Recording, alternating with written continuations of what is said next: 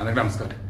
నాకు హోలీకి ముందు, హోలీ రోజు, హోలీ తర్వాత అండ్ అంతకుముందు పలుమార్లు టీచర్లలో లేడీస్, జెంట్స్ ఎప్పుడైతే నేను ఇన్సూరెన్స్ పర్పస్ అని ఈ నెంబర్ ఇచ్చానో, మరలా చెప్తున్నాను, ఇన్సూరెన్స్ పర్పస్ ఈ నెంబర్ ఇచ్చానో, నాకు ఇన్సూరెన్స్ కోసం వచ్చిన కాల్స్ జస్ట్ 10%.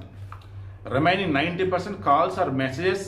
అందులో వాళ్ళు ప్రాబ్లమ్స్ చెప్పారు. ఇందులో ఎంప్లాయీస్, ఇళ్లలో ఉండేవాళ్ళు, బయట జాబులు చేసేవాళ్ళు, గవర్నమెంట్ జాబులు చేసేవాళ్ళు, ఇలా చాలామంది ఉన్నారు.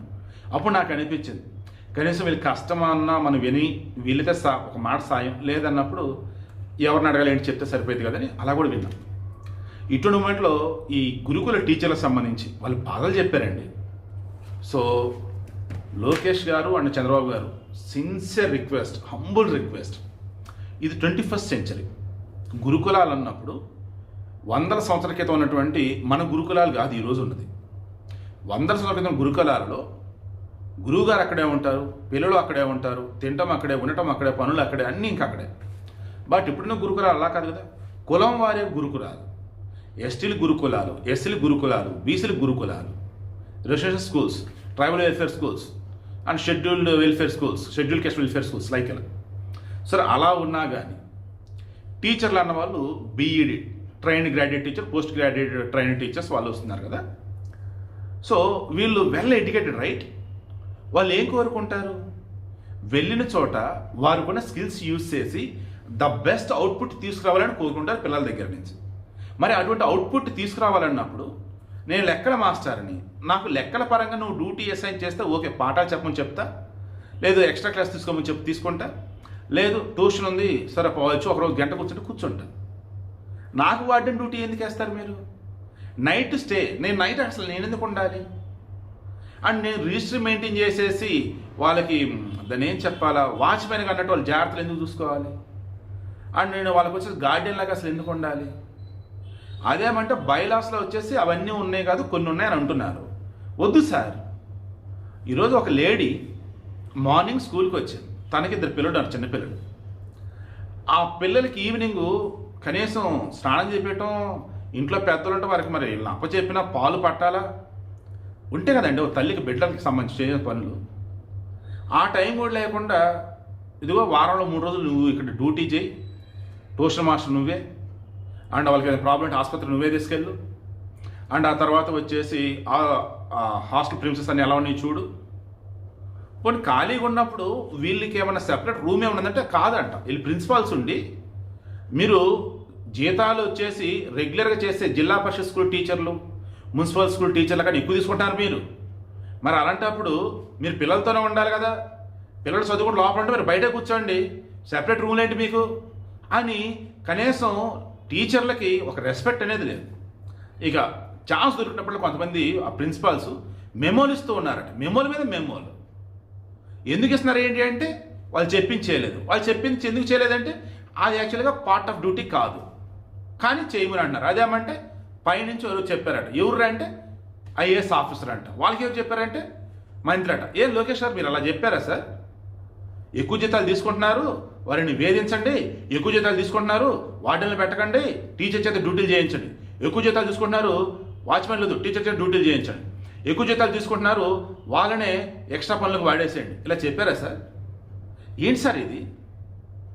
సార్ ఈరోజు ఎంతో చదువుకొని వారుకున్న స్కిల్స్తో పిల్లలకి గొప్పగా చెప్పాలని కదా సార్ వస్తారు.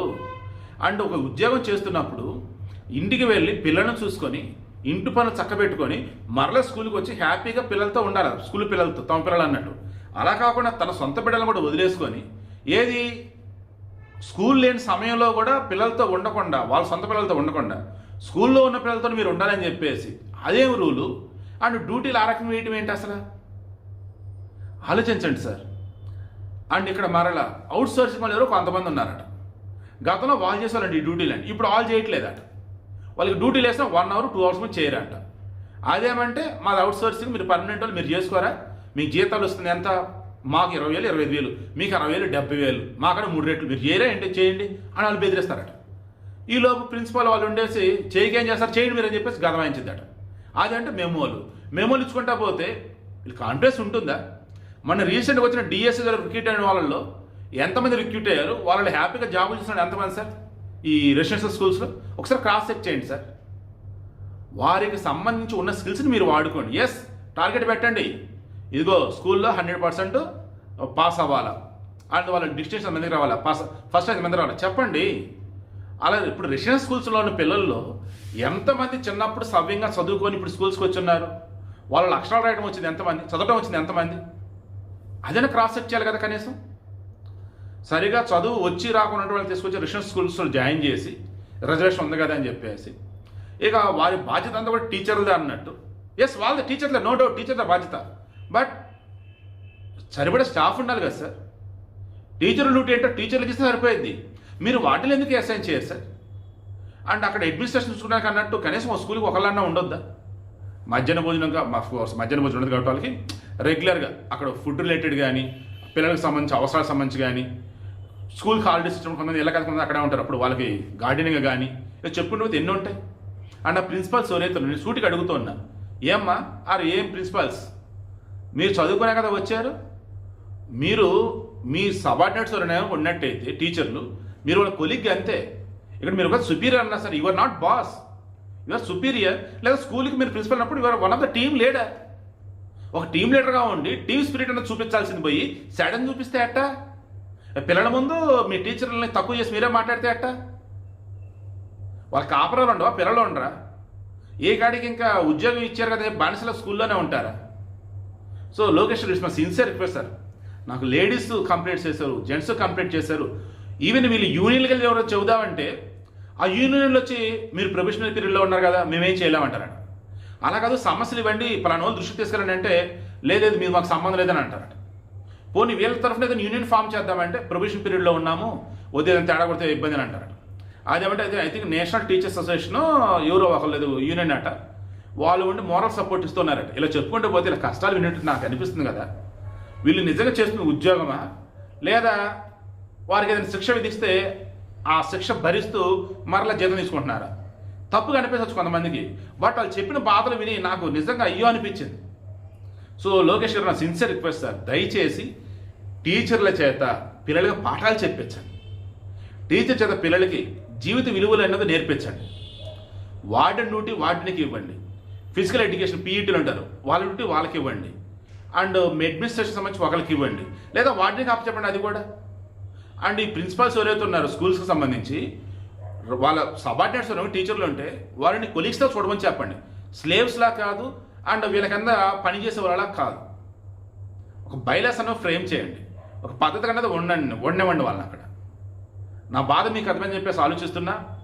కూటమి ప్రభుత్వం రావాలని, ఓట్లన్నీ కూటమి ప్రభుత్వానికి వేయండి అని 2024 ఎన్నికల్లో చెప్పిన వాడిని. 2023 అంటే ఇక ఎన్నికలకు టైం ఉంది అన్నప్పుడే వైసీపీ కనీసం ప్రధాన ప్రతిపక్ష హోదా కూడా రాదు, ఫస్ట్ ప్లేస్ టీడీపీ ఉంటుంది, సెకండ్ ప్లేస్ జనసేన ఉంటుంది అని స్పష్టంగా చెప్పిన one and only journalist and ఏకైక జర్నలిస్ట్ కూడా నేనే. అటువంటి వాడిగా నాకు ఈ హక్కు ఉంది. ఏపీలో ఉద్యోగులు ఎస్పెషల్లీ రీసెంట్గా రిక్రూట్ అయిన టీచర్లు పడుతున్న బాధ నా దాకా వచ్చినప్పుడు మీ దృష్టిని నేను తీసుకువస్తున్నా. సమస్య తీస్తారని చెప్తున్నా, సమస్య పరిష్కారం చెప్పండి అని అంటున్నా. సమస్య పరిష్కారం ఆల్మోస్ట్ నేనే చెప్పి ఏమిలా కొత్తగా వార్డెన్ రిక్రూట్ చేయండి, పీఈటీల డ్యూటీలు వాళ్ళకి అసైన్ చేయండి. ఓన్లీ టీచర్లు ఎవరైతే ఉన్నారో వారికి టీచింగ్ మాత్రం ఇవ్వండి. ఎస్, ఒప్పుకుంటా. మార్నింగ్ ఈవినింగ్ ట్యూషన్లు ఇవ్వండి. మార్నింగ్ ఈవినింగ్ వచ్చి మళ్ళీ మధ్యాహ్నం స్కూల్కు పగల స్కూల్లో ఉండి అది ఎలా సార్ అది? సో ఈవినింగ్ ట్యూషన్లు పెట్టండి. పగలొచ్చే స్కూల్కి వచ్చినారు టీచర్లు, ఈవినింగ్ ట్యూషన్ అన్నారు, వాళ్ళు ఇంటికి ఫ్రెష్ అయ్యి వస్తారు, ఈవినింగ్ ట్యూషన్లో ఉంటారు.